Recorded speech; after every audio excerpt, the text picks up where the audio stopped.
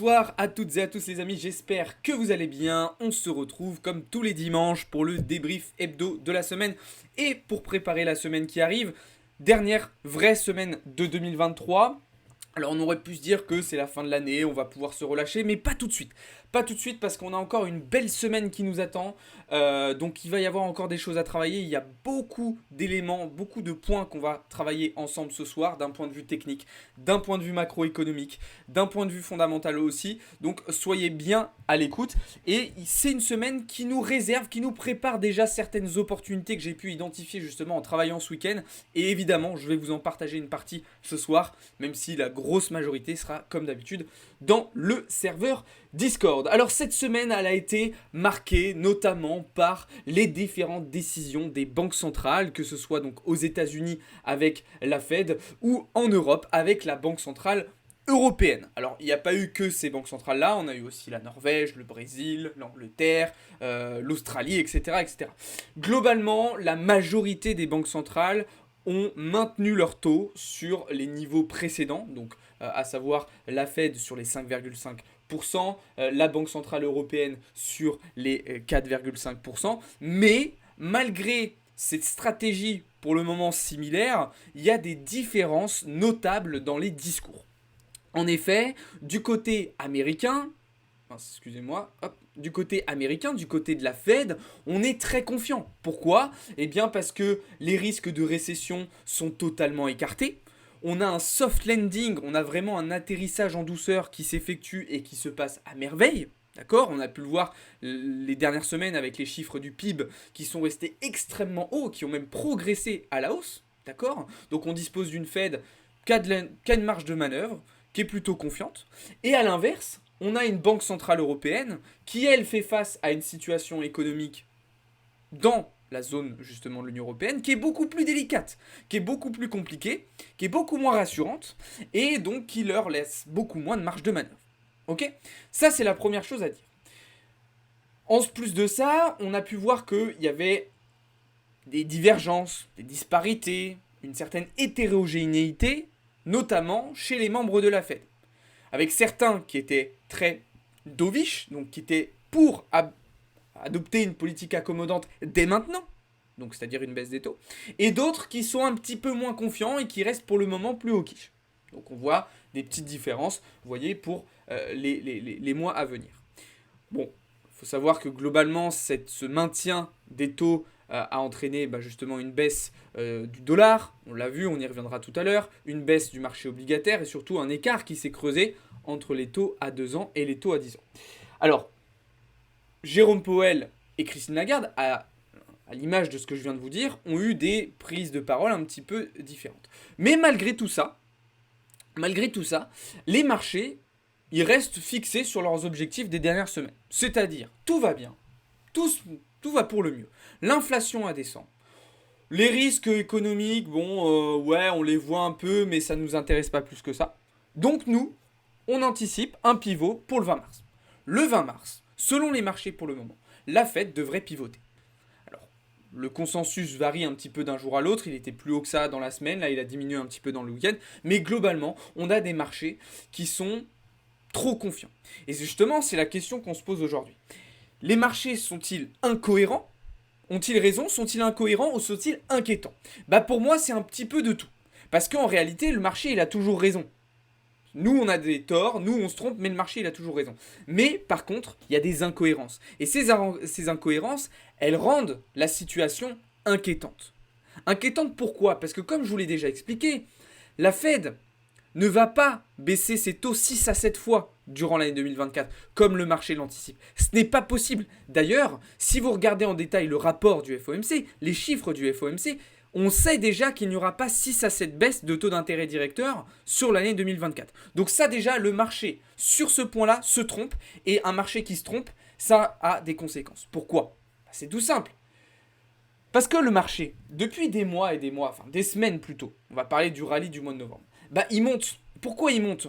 Parce qu'il intègre dans ses cours, justement toutes ces baisses des taux anticipées pour l'année 2024. Donc au moment où le marché va se rendre compte que non, on n'aura pas 6 ou 7 baisses des taux en 2024, il va prendre cher. Il va prendre cher, ça va amener du stress, ça va amener de la peur sur le marché, un retour à la hausse du VIX, et ça va ramener donc de la volatilité. D'accord? Ça, c'est du côté américain. Du côté européen, c'est encore pire. Pourquoi c'est encore pire du côté européen? Parce que là aussi, le marché nous a proposé un rallye absolument extraordinaire si on regarde le DAX, si on regarde le CAC. Et là aussi, on a des marchés qui anticipent, alors là, 4 à 5 baisses des taux sur l'année 2024. Mais si on écoute madame, Christine Lagarde, elle nous dit très clairement que la question d'une potentielle baisse des taux, ça n'a pas du tout été évoqué. C'est pas un sujet qui est sur la table du côté de la Banque Centrale Européenne. C'est pas un sujet qui est sur la table. Donc le marché, là aussi, va à un moment se retrouver dans une situation où, en fait, c'était pas ce qu'il avait prévu. Il va devoir arrêter de se voiler la face, voir les choses justement en face, et là, il va se manger un petit taquet dans les dents. Ok? Donc, étant donné qu'on a toutes ces informations-là, on va déjà pouvoir potentiellement mettre en place un certain nombre de plans pour l'année 2024. Pas forcément pour cette fin d'année, même si sur certains actifs, on va le voir dans un instant, ça va être faisable. Ça va être surtout pour 2024. Ok? Donc voilà un petit peu d'un point de vue macroéconomique ce qu'il fallait retenir de cette semaine. La semaine qui arrive, elle va aussi être très intéressante du côté macroéconomique et notamment du côté américain. Alors, pas seulement, mais notamment. Surtout sur cette fin de semaine. Mais avant ça, on va faire un petit point, justement, globalement, sur tous les catalyseurs macro qu'il va falloir surveiller cette semaine. Alors, demain, journée plutôt calme, mais quand même avec les chiffres IFEO en Allemagne. Donc, je vous rappelle que, en gros, c'est le climat des affaires, les perspectives auxquelles des entreprises. Pour le moment, des chiffres qui devraient légèrement remonter. Mais attention, rappelez-vous ce qu'il y a eu vendredi, où les chiffres PMI devaient être haussiers pour l'Union européenne, et au final, on s'est retrouvé avec une baisse. Ok ? Donc ça, ce sera pour demain matin. Ça aura un impact du coup direct sur une potentielle position dont je vous parlerai tout à l'heure sur le DAX. Ok ? Ensuite, mardi, on aura les chiffres d'inflation sur l'ensemble de l'Union européenne. Donc là, l'inflation qui devrait se maintenir à 2,4% sur l'Union européenne. On y reviendra. Mardi après-midi, quelques datas sur le secteur immobilier américain. Rien de très très important. Mercredi, on commence à rentrer un petit peu plus dans le vif du sujet. On va avoir quelques datas du côté asiatique, l'inflation au Royaume-Uni, les prix à la production et la confiance des consommateurs en Allemagne, donc une session européenne, une session de Londres qui sera importante à surveiller. Et puis mercredi après-midi, confiance des consommateurs. Alors là, ça rigole pas. Là, ça rigole pas. Confiance donc du Conference Board, vente de logements existants et stock de pétrole brut. Grosse après-midi. Jeudi, on continue avec les chiffres du PIB. Donc, on avait eu une première estimation qui avait été publiée il y a 2 semaines. Là, on avait eu les résultats donc prématurés il y a 2 semaines. Là, on va avoir les résultats finaux. Sur le 3e trimestre, le PIB, 5,2%. Okay, c'est ce qui avait été publié la dernière fois. On verra s'il y a des petits ajustements sur ces résultats. En réalité, je ne pense pas. On aura aussi, comme tous les jeudis, les inscriptions hebdomadaires au chômage aux États-Unis. Et, résultat important aussi, l'indice manufacturier de la fête de Philadelphie, qui devrait s'améliorer un petit peu, mais attention aussi à ce résultat. Et puis vendredi, on terminera la journée en beauté avec les chiffres PCE aux États-Unis. Donc là, c'est les chiffres de l'inflation, mieux pondérés que les chiffres IPC qu'on a eu la semaine dernière. D'accord ? Donc là, on va avoir des chiffres beaucoup plus précis avec les PCI Core. On aura aussi vendredi après-midi les commandes de biens durables. Donc grosse fin de semaine, sachant qu'à 16h, on aura aussi les anticipations d'inflation à court terme, à 5 ans, les attentes et la confiance des consommateurs, et les ventes de logements neufs. Donc vous l'avez compris, la semaine qui arrive va être encore mouvementée. Bien évidemment, on suivra tous ces résultats en direct. Niveau live, je vous en reparlerai tout à l'heure, mais on aura aussi beaucoup de choses. Donc vous voyez que la fin d'année, elle va encore être intéressante et justement l'année n'est pas encore terminée. Ça nous réserve encore des opportunités. Alors du coup, quelles vont être les opportunités à saisir ? Bon, vous l'avez compris, je vais repartir sur du short sur le DAX. J'avais short un petit peu trop tôt le DAX aux alentours des 16 200 points, position que j'avais clôturée lorsqu'on était venu casser les ATH. Ok, bon voilà, je me suis trompé, ça arrive.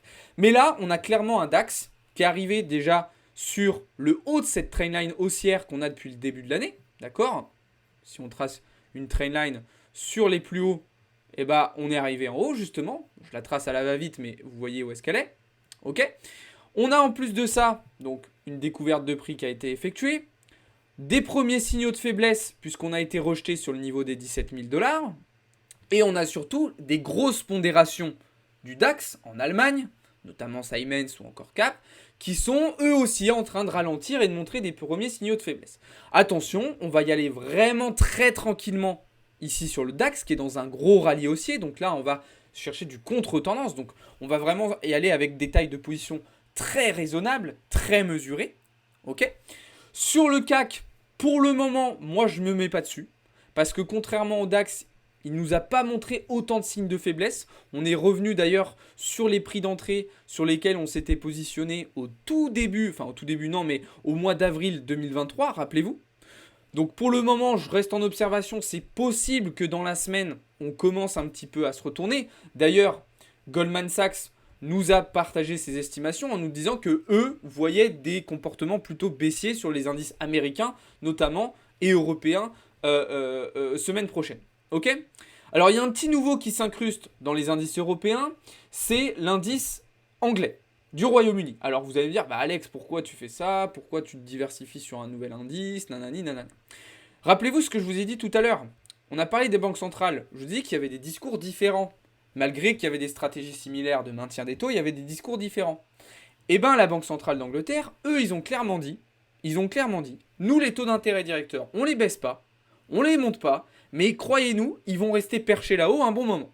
Donc, étant donné qu'on évolue dans ce range depuis un moment sur l'UK 100, et qu'on a été rejeté parfaitement sur la borne haute, en récupérant la liquidité, bah moi je vais tout simplement me positionner à la vente. Alors attention, pas comme un bourrin, on va y aller doucement. Idéalement sur le début de semaine, ce qui serait optimal, c'est d'avoir un petit peu de retracement pour récupérer, pourquoi pas, cette FVG qui nous permettrait de nous positionner. Un SL au-dessus des précédents plus hauts, et puis des TP sur le bas du range. Okay, avec notamment ce lot qui date du mois de mars, qui n'a jamais été récupéré aux alentours des 7200 points. Ça nous donne un trade avec un RR de 3. C'est plutôt pas mal. Donc voilà là-dessus. Sur les indices américains, alors là, c'est un peu différent. Parce qu'il y a eu un changement de comportement. Ils ont montré, eux, plutôt des signes de force sur la semaine qui vient de s'écouler. Alors qu'on pouvait anticiper un petit peu de ralentissement sur la semaine dernière. Rappelez-vous. Et bien en fait là, sur cette nouvelle semaine, ils nous ont montré des signaux plutôt de force, les indices américains. Donc moi, je ne les shorte pas encore. Je vais attendre vraiment des vrais gros signaux de faiblesse, des vrais gros signaux de retournement pour aller viser plus bas. Mais je fais référence aussi à ce que je vous disais plus tôt dans le live et dans la vidéo. Il y a quand même un certain nombre d'éléments qui me font dire qu'on pourrait potentiellement avoir une année 2024 plus compliquée. Pour ceux qui demandent, je vois le message d'Adrilou. Oui, on va parler des cryptos et du Bitcoin. Ne vous inquiétez pas, je vous réserve ça pour la fin de la vidéo et du live. Ok ? Donc voilà pour les indices européens et américains. Vous l'avez compris, je vais surtout me concentrer sur les européens. Sur ce début de semaine en tout cas. Ça peut changer effectivement au fur et à mesure de la semaine. Du côté du Forex, bon, au vu de ce que je vous ai expliqué aussi en début de vidéo. Merci d'ailleurs pour le follow, Adrilou. Au vu de ce que je vous ai expliqué en début de vidéo, forcément l'euro il est reparti à la baisse puisqu'on a un dollar qui a remonté en plus. Le plan a été respecté à la perfection. D'ailleurs, je ne vous ai pas montré le dollar, mais rappelez-vous ce que je vous dis depuis plusieurs semaines. Le retour à 102 points et réaction. C'est exactement ce qui s'est passé. Dans le même temps, l'euro USD est revenu travailler sur la zone prioritaire de 2023 sur laquelle on a pris je ne sais combien de trades. On est revenu dessus, scénario cohérent, on repart en short et ça fonctionne encore une fois. Comme quoi, des fois, il suffit de faire des choses simples. Ok ?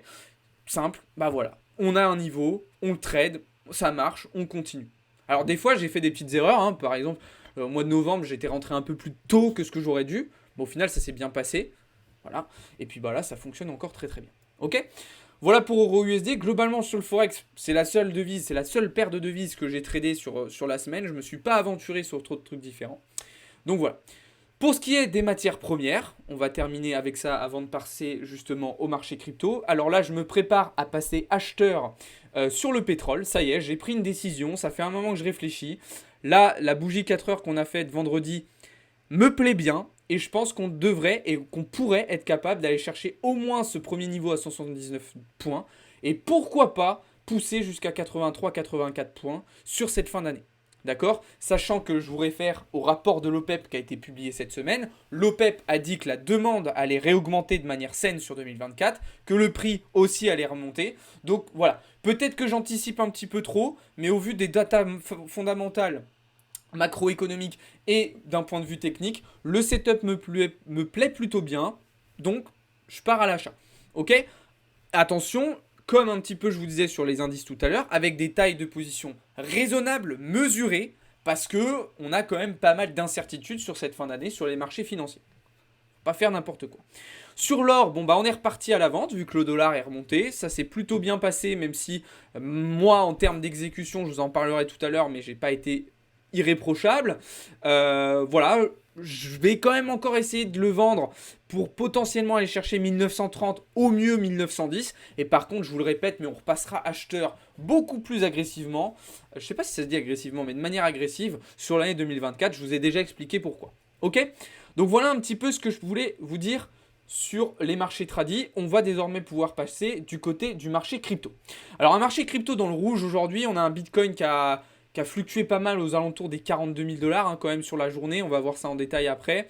Globalement, si on regarde sur les 7 derniers jours, on a un marché qui est très hétérogène, qui est vraiment coupé en deux.